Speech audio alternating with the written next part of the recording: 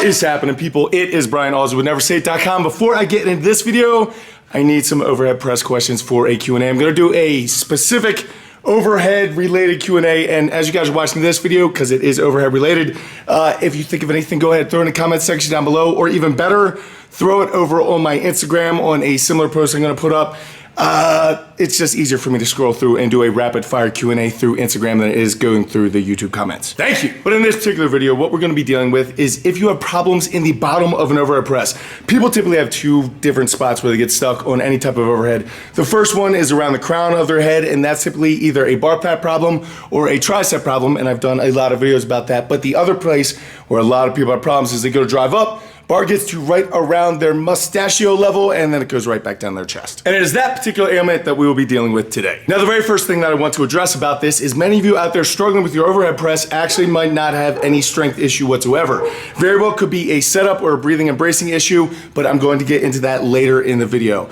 Also, another thing you guys might not be realizing is that if your barbell row or your weighted pull-up or your front squat is weak, then that could very much be negatively affecting your overhead press as well. Now, I know a lot of people don't think about the front squat as an assistance exercise for the overhead press, but you have to think about the posterior chain. Anytime that you're gonna be creating force, you need a stable platform. And if your posterior chain is weak and moving around, when you're trying to push a bar as far away from the ground as you possibly can, for the analogy of a stick, if your body is a stick, that is when you are at the most elongated and least stable. So, guys, when you're doing that, not having your posterior chain strong and engaged is going to be a massive mistake. And then the other part about the weighted pull-ups and the barbell rows is because you need to think about your rack position as the foundation of your house. If the foundation of your house is failing at all when you're in any type of rack position, then it's going to change the position of the bar path. The bar in an overhead press specifically needs to stay over top of the middle of your foot to even the back of your head as you're pressing up and you get your face out of the way.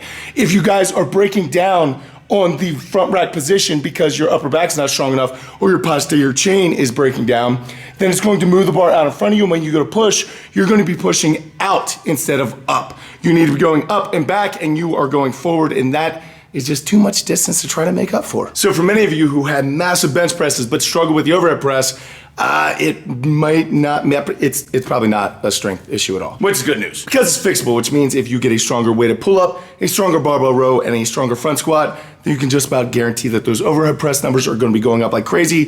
However, whenever you're dealing with any type of press, don't forget about the magic specialness, which is triceps. You can never do enough triceps, always be working them, but they're not quite as important for today's video. But now that you guys are taking those things into careful consideration, what I want to do for this video is give you guys 3 assistance exercises that you're probably not doing that are going to specifically target the bottom kind of explosiveness of the overhead press. The very first of which is the trap bar overhead press. Now, I know this was kind of a pain to set up and you guys are going to be getting some dicey situations. Look, I don't need to hear about it. I don't need to know. Just figure some way to get done. But if you use a little bit of creativity with the safety pins or stacking up jerk blocks or take those aerobic steps out of the group fitness room, get them up there so you can crawl into this trap bar and get some overhead press things here.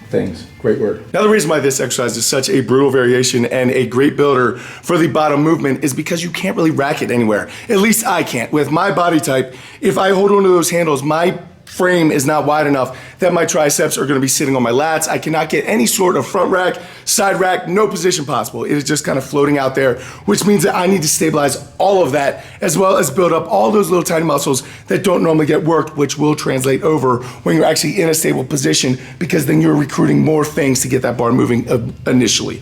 Use your words. All right, so the second exercise I want to talk about today is the neutral grip incline press. Now, we're not talking about a normal incline press. I know a lot of people have already shut out because you cannot do the incline press.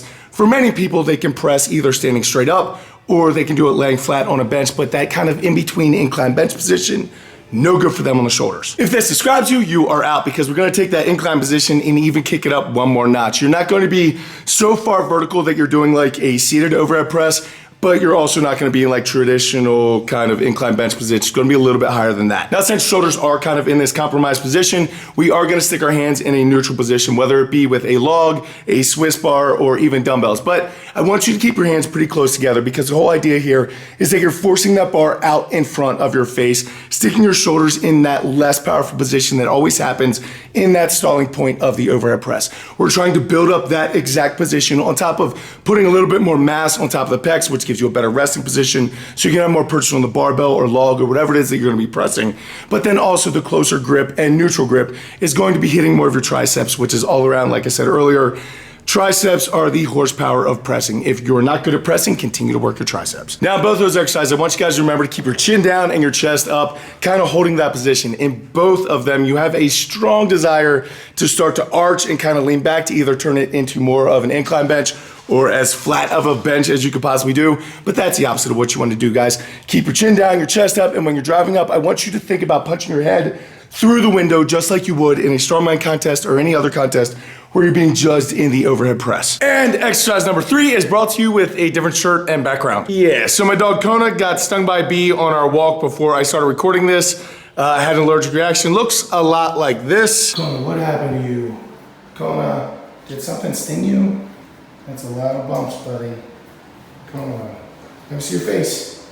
You look like, oh, Kona. So the show did not go on. We ended up going straight to the emergency vet, but now we're back many hours later, and I am on the third exercise. So the entire idea of the third exercise was actually given to me from my buddy Greg, who's a physical therapist, and this is actually to help build up some of my serratus, which is an area that I am definitely having a little bit of stabilization problems, so I'm going to try to work them. And doing that, all that I need to do is grab a resistance band. If you don't have a resistance band, you can do this with a cable, but you're gonna lock it into your arm and then you're simply just going to start driving your hands straight up in the air. For what it's worth, I always think about the very first Super Mario Brother back in like 1985. Yeah. But in reality, all that I'm doing here is 5 reps and then I'm rotating a quarter turn, 5 more reps, rotating a quarter turn, just trying to make very sure that I'm not allowing that band or that cable to take my arm anywhere that I don't want it to be. I'm literally trying to drive directly up and directly down. If you're doing that correctly, you're gonna be getting some burning in some areas that you really didn't expect. So they've actually done a lot to help my stability as well as try to bring up any weak points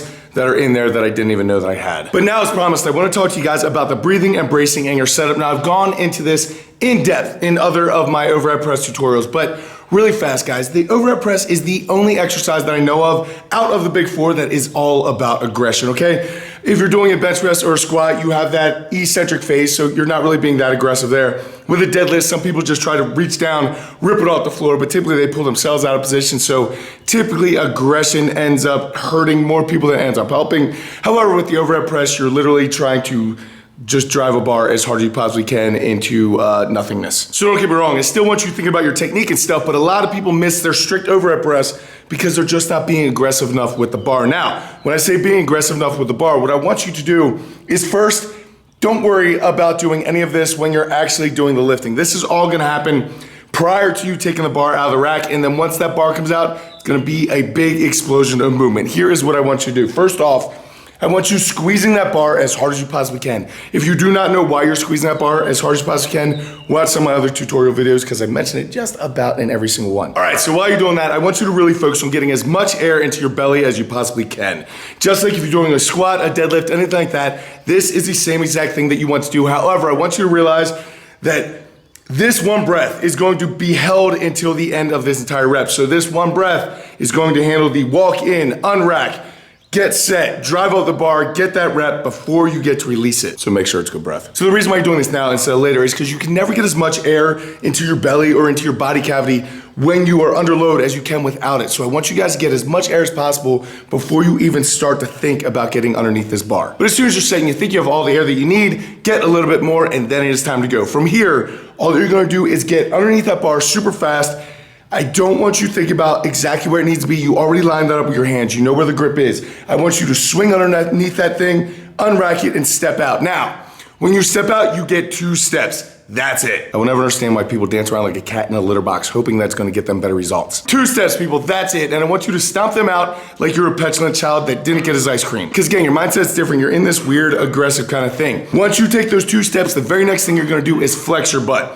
The reason why you're flexing your butt is because like earlier when we talked about the posterior chain, you're just trying to link that all up. Because if your posterior chain is weak, then your foundation is gonna fail and this press is not gonna go where you want it to. Like we talked about earlier, you're gonna end up pressing that bar out because you're gonna change the angle. You need your butt flexed, super, super important. But as soon as your butt is flexed, it's time to accelerate the bar. But again, people, realize that this is happening in split seconds, right? So you're gripping that bar as hard as you can, you get as much air into your belly as you possibly can. Then as soon as you decide that it is time to go, you step in, you unrack that bar, 2 hard steps out, only 2 steps, stomp, stomp, flex your butt, and drive. The number of athletes on my gym who have missed an overhead press because they did not approach it correctly, and then we literally just took them aside and said, look, get aggressive about this. Step, step, pop. That's all you're doing. Step, step, pop. That's it. And more times than not, it works. Again, guys, like I said, I have tutorials about everything overhead press related on my channel, so you want to go check that out if you need a little bit more in-depth discussion. But this should definitely, between the beginning tips, the assist exercises, and then here just getting more aggressive with your setup and your breathing and bracing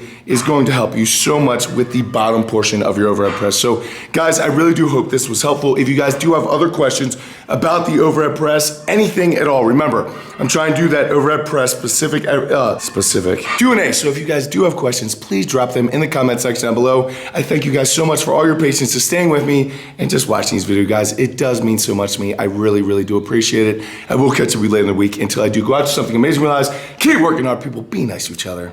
I'll see you then.